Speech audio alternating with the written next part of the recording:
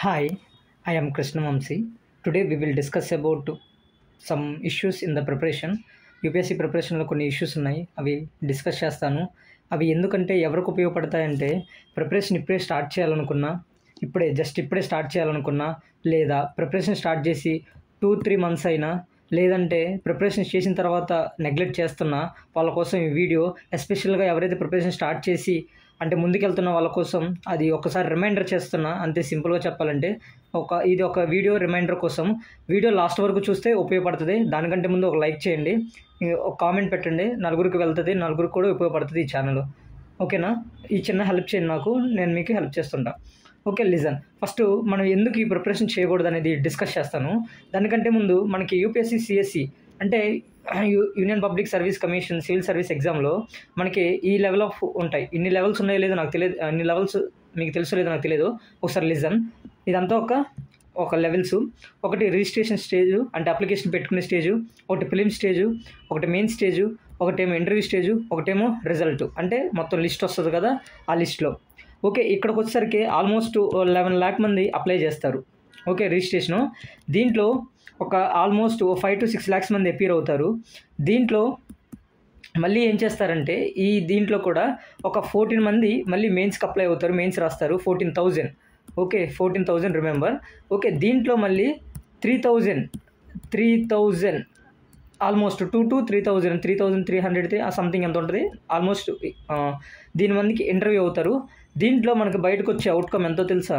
ఎంత? Just 900. Okay, 900 మంది దీంట్లో ఐఏఆర్ఎస్, ఐపీఎస్, ఇంకా ఐఏఎస్ ఇంకేదో అవుతారనమాట. చివరికి అయితే రిజల్ట్ వచ్చేసరికి 900 మంది. సో ఇక్కడ జరిగేది చెప్తాను చూడండి. ప్రిపరేషన్ చూసారా ఎలా ఉందో? ఎంత ఉంది? 0.1% ఉంటుంది. జస్ట్ అబ్జర్వ్ చేస్తే. దీని కాకుండా మీకు ఇంకో విషయం చెప్తాను చూడండి. ఇప్పుడు 900 మంది, మళ్ళీ ఈ 900 మంది సెలెక్ట్ అయిన వాళ్ళు దాదాపు ఒక 180 లేదా 200 లోపు ర్యాంక్ ఉన్న వాళ్ళు మళ్ళీ ప్రయత్నించారు ఆల్మోస్ట్. ఎందుకంటే వాళ్ళకి అనుకున్నది ఐఏఎస్, ఐపీఎస్ వచ్చేస్తారు, వాళ్ళ డ్రీమ్స్ వచ్చేస్తాయి. సో దీంట్లో ఆల్మోస్ట్ రిమైనింగ్ ఉంటారు చూసావా, మిగతా 700 మెంబర్స్. ఈ 700 మెంబర్స్ మళ్ళీ అప్లై చేస్తారు నెక్స్ట్ ఇయర్కి. ఆ అప్లై చేసిన క్రమంలో ఏం జరుగుద్దంటే మళ్ళీ ఈ ఫిలిం స్టేజ్కి వస్తారు. ఈ ఫిలిం స్టేజ్ నుంచి మళ్ళీ ఈ ఫిలిం స్టేజు, మళ్ళీ మెయిన్స్, మళ్ళీ ఇంటర్వ్యూ జరిగే ప్రాసెస్ చూడండి. ఇక్కడ సింపుల్గా చెప్తాను చూడండి. ఈ ఫిలిమ్స్కి వచ్చినప్పుడు వాళ్ళు ఏం చేస్తారంటే మళ్ళీ ఫిలిమ్స్లో మళ్ళీ దీంట్లో ఆల్మోస్ట్ వాళ్ళ సక్సెస్ రేటు ఒక 65 to 75% ఇచ్చేసేస్తారు దీంట్లో దాదాపు. దీంట్లో మళ్ళీ మెయిన్స్కి వస్తారు. ఈ మెయిన్స్లో దీంట్లో 65% అంటే ఈ 700 మెంబర్లో సగం మళ్ళీ నీలాంటోళ్ళు కొత్త ఉంటారు కదా, వాళ్ళందరూ కలిపి. అర్థమైందా? ఇప్పుడు వీళ్ళతో మనం అంటే ఎవరైతే ర్యాంకర్లు తెచ్చుకున్నారో వీళ్ళతో పోటీ పడాలి, మళ్ళీ కొత్త వాళ్ళు అనమాట. ఈ కొత్త వాళ్ళు కొంతమంది ఉంటారు. మళ్ళీ దీంట్లో ఈ 65-75% సక్సెస్ రేట్ ఉంటుంది అనమాట ఈ మళ్ళీ రీఅపేర్ అయ్యే 700 మెంబర్స్కి. సో మళ్ళీ మెయిన్స్కి వస్తారు. మళ్ళీ ఈ మెయిన్స్లో మళ్ళీ ప్రిలిమ్స్ క్రాక్ చేసి మళ్ళీ మెయిన్స్ వెళ్ళిన వాళ్ళకి వీళ్ళతో పోటీ పడతారు. వీళ్ళతో పోటీ పడిన తర్వాత మళ్ళీ దీంట్లో 14,000 మంది ఉంటారా? 14,000 ఆల్మోస్ట్ దగ్గరగా 14,000 మంది ఉంటారు. మళ్ళీ దీంట్లోనే ఆల్మోస్ట్ వీళ్ళ సక్సెస్ రేటు ఆల్మోస్ట్ 50% ఛాన్స్ ఎక్కువ ఉంది, 50 to 60%. మళ్ళీ దీంట్లో వీళ్ళు ఆ ఇంటర్వ్యూకి 3,000 మందిలో కనీసం ఎంత కాదన్నా ఒక 1000 మంది దాకా ఉంటారు. అంటే రీఅపీర్ అవటం అంటే ఎందుకు ఇలా చేస్తారంటే వాళ్ళు ర్యాంక్ ఇంప్రూవ్మెంట్ చేసుకోవడం కోసం. అంటే వాళ్ళకి కావాల్సిన డిజైర్ ర్యాంక్ కావాలి కదా, అంటే ఐఏఎస్ కానీ ఐపీఎస్ కానీ ఇలా కావాలన్నమాట. సో వాళ్ళు ఏం చేస్తారు, ఇలా ర్యాంక్ ఇంప్రూవ్ చేసుకుంటారు. మళ్ళీ ఫైనల్ లిస్ట్లో మళ్ళీ అబ్జర్వ్ చేస్తే ఫైనల్ లిస్ట్లో మళ్ళీ దాదాపు దీంట్లో ఆ 900 మందిలో దీంట్లో ఆల్మోస్ట్ ఒక 300 నుంచి 400 మెంబర్స్ ఉంటారు. ఓకేనా? సో అట్లా కాదన్నా ఇలా ఉంటారు. అంటే ఇది జస్ట్ జనరలైజ్ చెప్తున్నాను. There is no such facts అనమాట.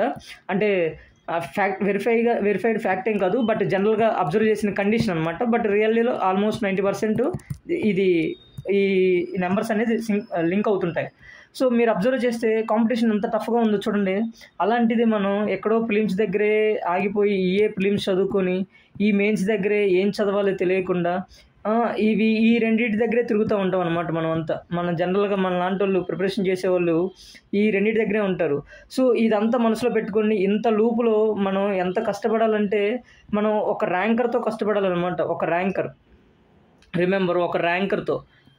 ర్యాంకర్ అతను ఎంత ర్యాంక్ అయినా పర్లేదు, ఆల్రెడీ సెలెక్టెడ్ క్యాండిడేట్తో మనం అందరం కష్టపడాల్సి అందరం పోటీ పడాల్సి ఉంటుంది అనమాట. ఈ పోటీ పడే క్రమంలో చాలామంది అలసిపోతారు, చాలామంది ఆగిపోతారు, చాలామంది నిలుస్తుంటారు అనమాట. సో ఒకటి గుర్తుపెట్టుకోండి, ఇక్కడ చాలా అంటే కట్ త్రోట్ అనమాట. Cut throat competition. అస్సలు చిన్నది టైం పోయినా కానీ అసలు మనం సర్వైవ్ అవ్వలేము అనమాట ఈ కాంపిటీషన్లో. దయచేసి ఎవరైతే ప్రిపరేషన్ స్టార్ట్ చేయాలి అనుకున్నా వాళ్ళ కోసం చిన్న సజెషన్ ఏంటంటే నువ్వు ఇది అంతా అబ్జర్వ్ చేసిన తర్వాత ప్రిపరేషన్ స్టార్ట్ చేయాలనుకుంటున్నావా, దానికి తెగించాల్సినవి టైం ఎక్కువ పెట్టాలి. గుర్తుపెట్టుకో, టైం అసలు వేస్ట్ చేయకూడదు, ఎక్కువ హార్డ్ వర్క్ చేయాల్సి ఉంటుంది. ఓకే, ఫోకస్డ్గా ఉండాలి. ఇవి తప్ప నువ్వేం చేసినా కానీ, నేనేం చేసినా కానీ, నేనైనా ఎవరైనా ఇంకేం చేసినా కానీ శుభ్రంగా మనం వెళ్ళి తట్టబుట్ట సర్దుకొని ఇంటికి వెళ్ళిపోవటం బెటరు. ఐ హోప్ మీకు అర్థమైంది అనుకుంటున్నాను. Just reminder video. Thank you so much for watching.